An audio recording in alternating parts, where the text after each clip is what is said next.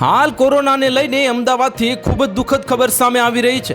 ગુજરાતમાં કોરોનાએ ફરી માથું ઊંચક્યું છે, ત્યારે હવે અમદાવાદમાં સૌથી વધુ કેસ નોંધાઈ રહ્યા છે।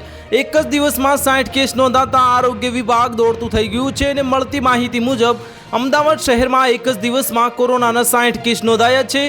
કુલ 330 કેસ નોંધાયા છે, જેમાં 241 જેટલા કેસો હાલ એક્ટિવ છે અને 88 જેટલા લોકો હાલ ડિસ્ચાર્જ થઈ ચૂક્યા છે।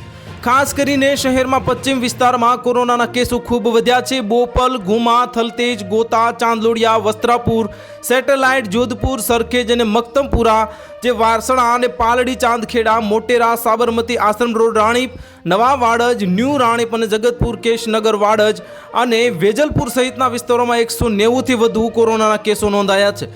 સુરતમાં પણ 3 કેસ નોંધાયા છે અને થાઇલેન્ડથી જે પરત આવેલી મહિલા પોઝિટિવ આવી છે। આ હાલ દેશમાં એક્ટિવ કેસોની સંખ્યા 4026 અને કોરોનાને કારણે 39 લોકોના મોત થયા છે। સુરત શહેરમાં ગત રોજ 3 દર્દીના કોવિડ-19ના રિપોર્ટ પોઝિટિવ આવ્યા છે। જોકે અત્યાર સુધી આવેલા આ એક પણ કેસમાં દર્દીઓ સાથે સંક્રમણની કોઈ અસર જોવા ન મળતા તંત્રએ મોટો હાશકારો અનુભવ્યો છે। દેશમાં કોરોના વાયરસના એક્ટિવ કેસોની સંખ્યા 4026 પર પહોંચી ગઈ છે અને આમાંથી 50% કેસ કેરળ અને મહારાષ્ટ્રમાં છે।